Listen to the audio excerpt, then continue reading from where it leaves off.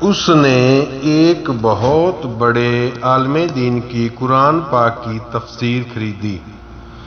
وہ جاننا چاہتی تھی کہ ان کے بارے میں دوسرے فریق کا موقف کیا ہے۔ قرآن پاک کا ترجمہ وہ اس سے پہلے بھی پڑھتی رہی تھی، مگر وہ تعریف شدہ حالت میں تھا۔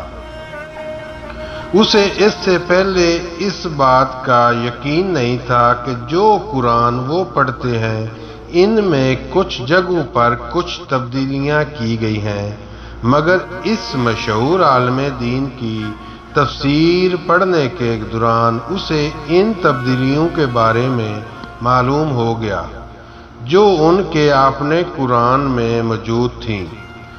اس نے یکے بعد دیگرے مختلف فرقوں کے اداروں سے شائع ہونے والے قرآن پاک کے نسخوں کو دیکھا۔ ان میں سے کسی میں بھی وہ تبدیلیاں نہیں تھیں جو خود ان کے قرآن میں موجود تھیں، جبکہ مختلف فرقوں کی تفاسیر میں بہت زیادہ فرق تھا۔ جوں وہ اپنے مذہب اور اسلام کا تقابلی مطالعہ کر رہی تھی، اس کی پریشانی میں اضافہ ہو رہا تھا۔ ہر تفسیر میں آخری نبی پیغمبر اسلام صلی اللہ علیہ وآلہ وسلم کو ہی ٹھہرایا گیا تھا۔ کہیں بھی کسی امتی نبی کا کوئی ڈکا چھپا اشارہ بھی موجود نہیں تھا۔ مسیح موعود کی حقیقت بھی اس کے سامنے آ گئی تھی۔ اپنے مذہبی رہنما کی جھوٹی پیش گوئیوں میں اور حقیقت میں ہونے والے واقعات کا تضاد اسے اور بھی زیادہ چبھنے لگا تھا۔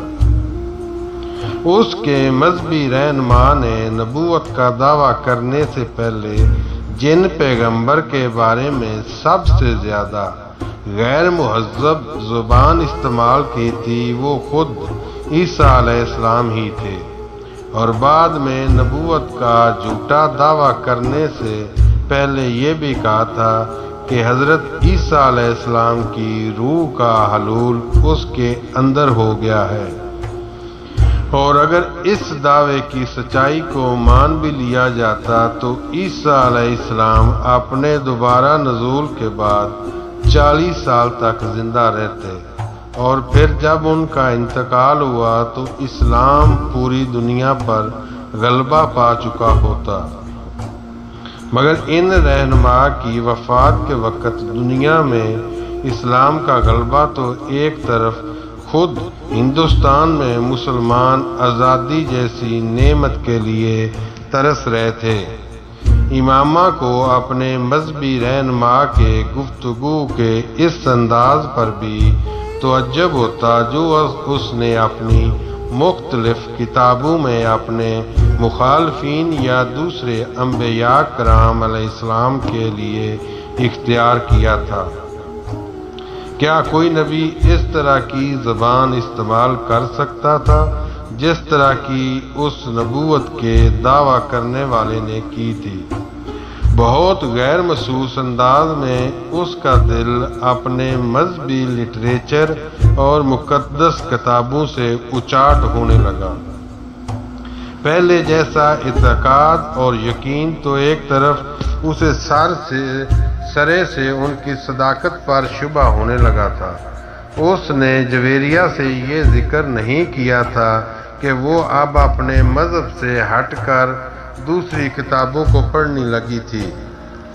اس کے گھر میں بھی کسی کو یہ اندازہ نہیں ہوا تھا کہ وہ کس قسم کی کتابیں گھر لا کر پڑھ رہی تھی۔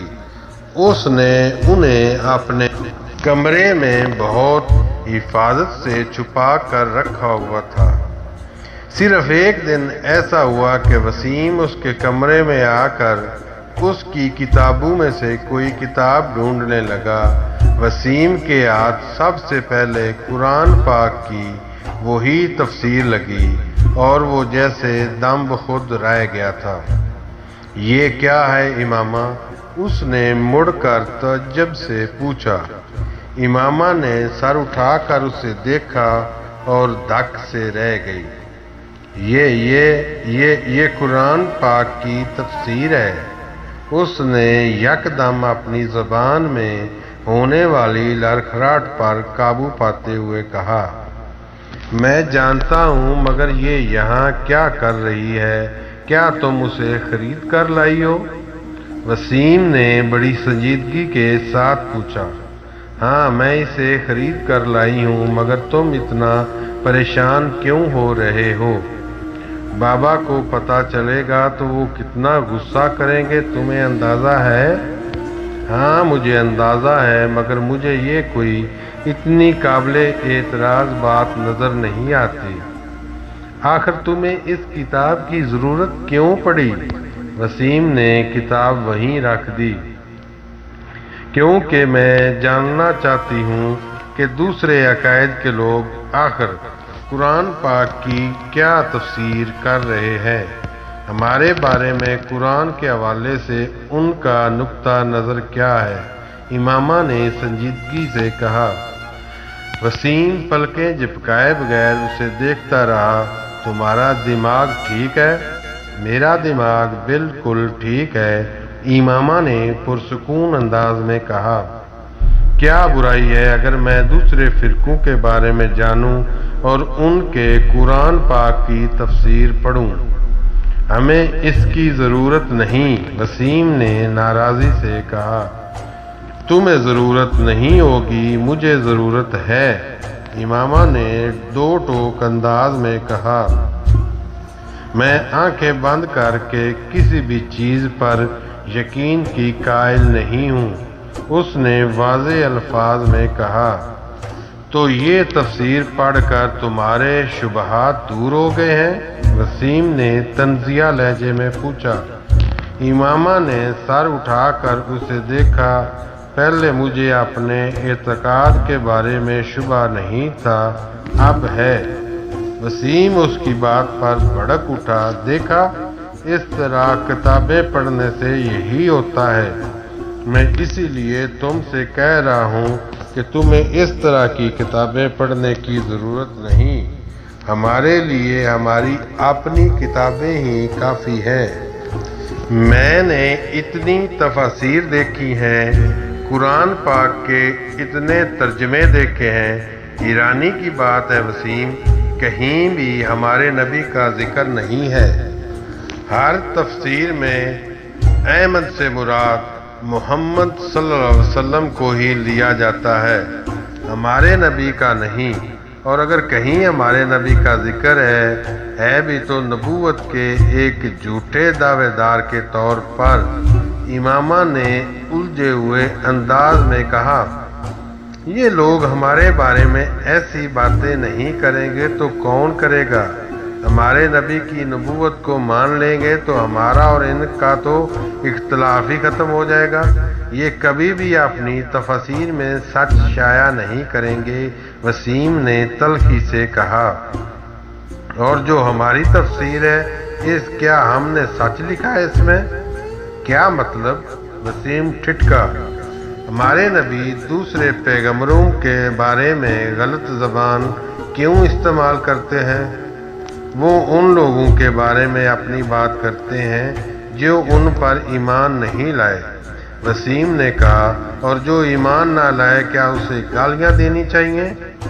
ہاں، غصہ کا اظہار تو کسی نہ کسی صورت میں ہوتا ہے، وسیم نے کندھے جھٹکتے ہوئے کہا۔ غصے کا اظہار یا بے بسی کا؟ امامہ کے جملے پر وہ دم بخود اسے دیکھنے لگا۔ جب حضرت عیسیٰ علیہ السلام پر لوگ ایمان نہیں لائے تو انہوں نے لوگوں کو گالیاں تو نہیں دیں؟ حضرت محمد صلی اللہ علیہ وآلہ وسلم پر لوگ ایمان نہیں لائے تھے تو انہوں نے بھی کسی کو گالیاں نہیں دی۔ محمد صلی اللہ علیہ وآلہ وسلم نے تو ان لوگوں کے لیے بھی دعا کی جنہوں نے انہیں پتھر مارے، جو وہی قرآن پاک کی صورت میں حضرت محمد صلی اللہ علیہ وآلہ وسلم پر نازل ہوئی، اس میں کوئی گالی نہیں ملتی۔ اور جس مجموعے کو ہمارے نبی اپنے اوپر نازل شدہ صحیفہ کہتے ہیں، وہ گالیوں سے بھرا ہوا ہے۔ امامہ، ہر انسان کا مزاج دوسرے سے مختلف ہوتا ہے، ہر انسان الگ طرح سے ری ایکٹ کرتا ہے۔ وسیم نے تیزی سے کہا۔ امامہ نے قائل نہ ہونے والے انداز میں سر ہلایا۔ میں ہر انسان کی بات نہیں کر رہی، میں نبی کی بات کر رہی ہوں۔ جو شخص اپنے غصے پر قابو نہیں رکھ سکتا وہ نبوت کا دعویٰ کیسے کر سکتا ہے؟ جس شخص کی زبان سے گالیاں نکلتی ہوں اس کی زبان میں حق و صداقت کی بات نہیں نکل سکتی۔ وسیم، مجھے اپنے مذہب اور عقیدے کے بارے میں الجھن سی ہے۔ وہ ایک لمحہ کے لیے رکی۔ میں نے اتنی تفاسیر میں اگر کسی امتی نبی کا ذکر پایا ہے تو وہ حضرت عیسیٰ علیہ السلام ہے، اور میں نہیں سمجھتی کہ ہمارے نبی حضرت عیسیٰ علیہ السلام یا مسیح موعود ہیں۔ نہیں، وہ یہ نہیں ہے جن کے بارے میں قرآن پاک میں ذکر ہے۔ اس بار اس نے اپنے الفاظ کی خود ہی پرزور تردید کی۔ تم اب اپنی بکواس بند کر لو تو بہتر ہے، وسیم نے ترش لہجے میں کہا۔ کافی فضول باتیں کر چکی ہو تم۔ فضول باتیں؟ امامہ نے بے یقینی سے اسے دیکھا۔ تم کہہ رہے ہو میں فضول باتیں کر رہی ہوں؟ مسجد اقصیٰ اگر ہمارے شہر میں ہے تو پھر جو اتنے سینکڑوں سالوں سے فلسطین میں مسجد اقصیٰ ہے وہ کیا ہے؟ ایک نام کی دو مقدس جگہیں دنیا میں بنا کر خدا تو مسلمانوں کو کنفیوز نہیں کر سکتا۔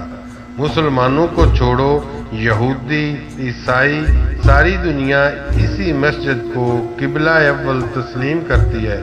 اگر کوئی نہیں کرتا تو ہم نہیں کرتے، یہ عجیب بات نہیں؟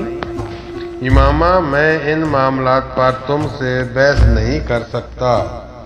بہتر ہے تم اس مسئلے کو بابا سے ڈسکس کرو، وسیم نے اکتا کر کہا۔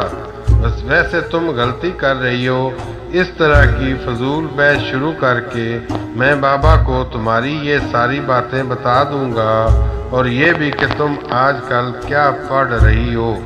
وسیم نے جاتے جاتے دھمکانے والے انداز میں کہا۔ وہ کچھ سوچ کر الجھے ہوئے انداز میں اپنے ہونٹ کاٹنے لگی۔ وسیم کچھ دیر ناراضی کا اظہار کر کے کمرے سے باہر چلا گیا۔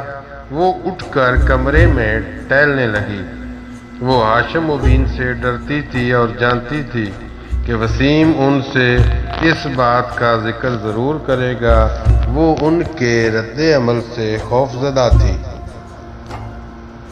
وسیم نے ہاشم مبین کو امامہ کے ساتھ ہونے والی بحث کے بارے میں بتا دیا، مگر اس نے بہت سی ایسی باتوں کو سینسر کر دیا تھا جس پر ہاشم مبین کے بھڑک اٹھنے کا امکان تھا۔ اس کے باوجود ہاشم مبین دم بخود رہ گئے تھے، یوں جیسے انہیں سانپ سونگھ گیا ہو۔ یہ سب تم سے امامہ نے کہا؟ ایک لمبی خاموشی کے بعد انہوں نے وسیم سے پوچھا۔ اس نے اثبات میں سر ہلا دیا۔ اسے بلا کر لاؤ۔ وسیم کچھ جھجکتے ہوئے ان کے کمرے سے نکل گیا۔ امامہ کو خود بلا کر لانے کی بجائے اس نے ملازم کے ہاتھ پیغام بھجوا دیا اور خود اپنے کمرے میں چلا گیا۔ وہ امامہ اور ہاشم مبین کی گفتگو کے دوران موجود رہنا نہیں چاہتا تھا۔ ہاشم مبین کے کمرے کے دروازے پر دستک دے کر وہ اندر داخل ہوئی تو اس وقت ہاشم اور ان کی بیگم بالکل خاموش بیٹھے ہوئے تھے۔ ہاشم مبین نے اسے جن نظروں سے دیکھا اس نے اس کے جسم کی لرزش میں کچھ اور اضافہ کر دیا۔ بابا، آپ نے مجھے بلوایا تھا؟ کوشش کے باوجود وہ روانی سے بات نہیں کہہ سکی تھی۔ ہاں، میں نے بلوایا تھا۔ وسیم سے کیا بکواس کی ہے تم نے؟ ہاشم مبین نے بلا تمید بلند آواز میں اس سے پوچھا۔ وہ اپنے ہونٹوں پر زبان پھیر کر رہ گئی۔ کیا پوچھ رہا ہوں تم سے؟ وہ ایک بار پھر دھاڑے۔ شرم سے ڈوب مرنا چاہیے تمہیں۔ خود گناہ کرتی ہو اور اپنے ساتھ ہمیں بھی گناہگار بناتی ہو؟